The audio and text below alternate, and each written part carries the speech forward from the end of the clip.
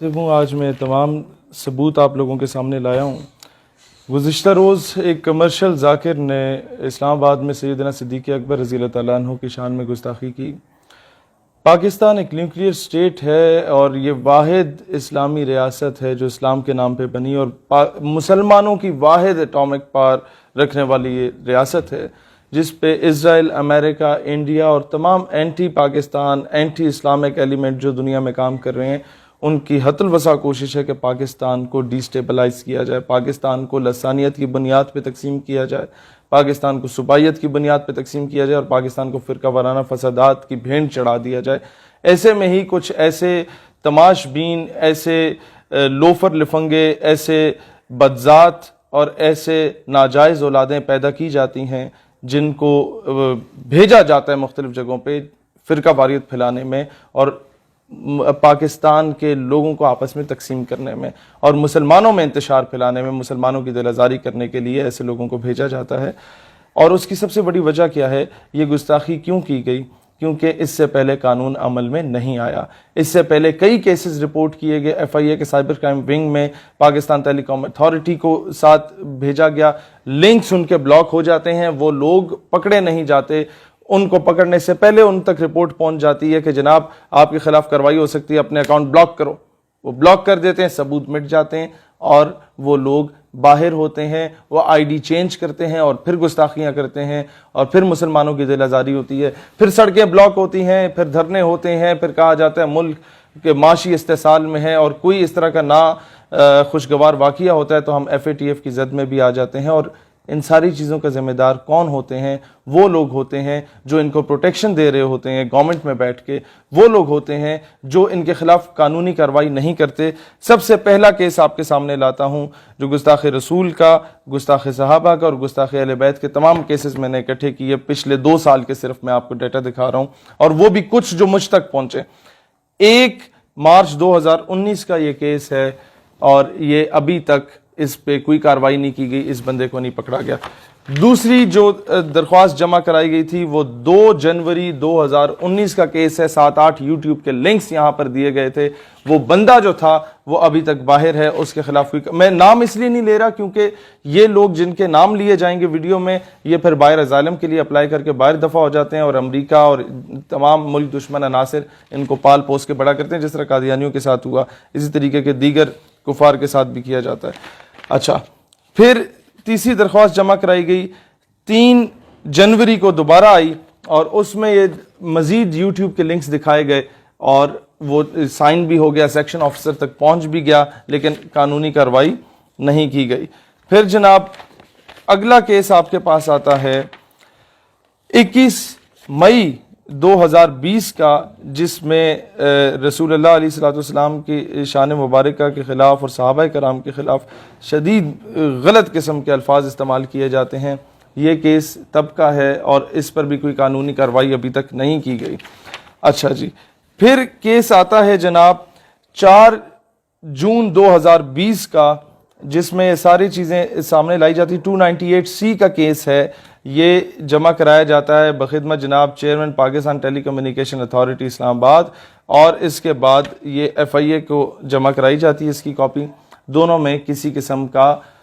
جو ہے وہ کارروائی نہیں کی جاتی۔ یہ سارے ثبوت اس کے ساتھ اٹیچ ہیں، جو باتیں کی جاتی ہیں میں وہ دکھا نہیں سکتا آپ لوگوں کو اور نہ میں وہ الفاظ کو دہرا سکتا ہوں۔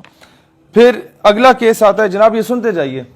22 اکتوبر 2019 کا کیس آتا ہے۔ اس میں سارے ثبوت کے ساتھ وہ لنکس کاپی کیے جاتے ہیں لیکن کسی قسم کی کارروائی نہیں کی جاتی۔ پھر آتا ہے جناب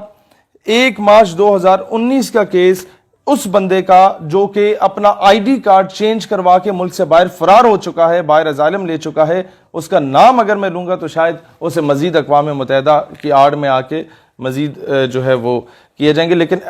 اس کا آئی ڈی کارڈ کس نے چینج کرایا، پاسپورٹ کس نے چینج کرایا، کون اس کے پیچھے ہے،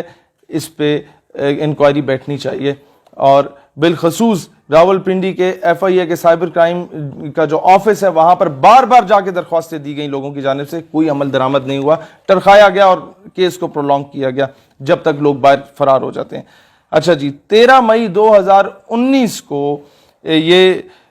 غلام سعید صاحب نے چکوال سے ایک کیس دائر کیا گستاخانہ خاکوں کے خلاف پی ٹی اے اور ایف آئی اے میں، لیکن اس بات کو بھی سنوائی نہیں ہوئی۔ اگلا کیس آ جاتا ہے جناب یہ، اس میں ڈسٹرکٹ میجسٹریٹ اسلام آباد کی جانب سے بھیجا جاتا ہے ایف آئی اے اور پی ٹی اے کو یہ کیس، اور اب 22 اپریل 2019 کا، اور سگنیچرز کے ساتھ، سارے سٹیمپ کے ساتھ، ابھی تک کوئی کارروائی نہیں کی گئی۔ پھر جناب اگلا کیس آتا ہے آپ کے پاس 11 جولائی 2019 کا، اس میں بھی، اور اس پہ لکھا ہوا ہے the matter may be assigned top priority، اور یہ بھیجا جاتا ہے government of Pakistan ministry of interior سے، یہ آپ کے انٹیریئر منسٹر کی جانب سے بھیجا جاتا ہے، اور جو بھیجتا ہے وہ یہ آپ کے سامنے ہے، لیکن کوئی کارروائی ابھی تک نہیں ہوئی۔ 11 جولائی 2019 کی بات تھی اور ابھی 2020 کا اگست چل رہا ہے جناب۔ پھر آتا ہے آپ کا 29 اپریل 2019 کا کیس، ابھی تک کسی قسم کی سنوائی نہیں کی گئی۔ پھر جناب آپ کے پاس آتا ہے بلاسفیمس کانٹینٹ کا کیس، پی ٹی اے کی جانب سے بھیجا جاتا ہے، ریفر کیا جاتا ہے منسٹری آف انٹیریئر کو، اور میں ابھی ان لوگوں کے نام نہیں لیتا، ان میں سے کیا پتہ کوئی بے گناہ بھی ہوں جن آفسرز کے پاس گیا، لیکن جناب جب 1.5 سال ہو گیا ہے نا،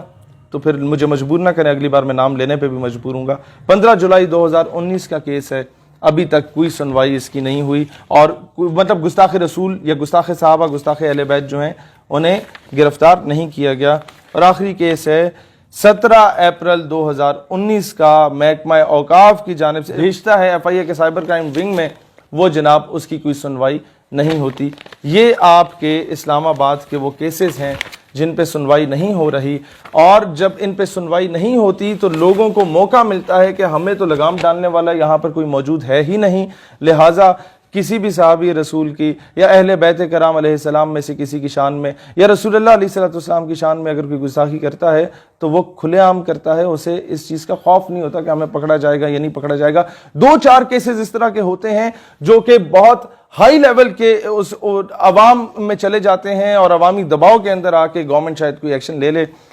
ادروائز کوئی سنوائی نہیں ہوتی۔ پھر کوئی قانون ہاتھ میں لیتا ہے تو کہا جاتا ہے توہین عدالت ہوتی ہے، قانون ہاتھ میں نہیں لینا چاہیے، لیکن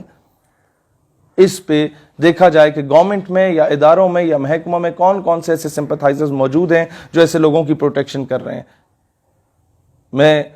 ہمیشہ یہ کوشش کروں گا پاکستان میں فرقہ واریت نہ پھیلے، مسلمان ایک ہو کے رہیں، کیونکہ پوری دنیا کے مسلمانوں کو آپ لوگوں سے امیدیں وابستہ ہیں۔ You are the only nuclear state, you are the only country after Medina Pak, the only homeland after Medina Pak which was made on the name of Islam۔ Pakistan ہمیشہ زندہ باد۔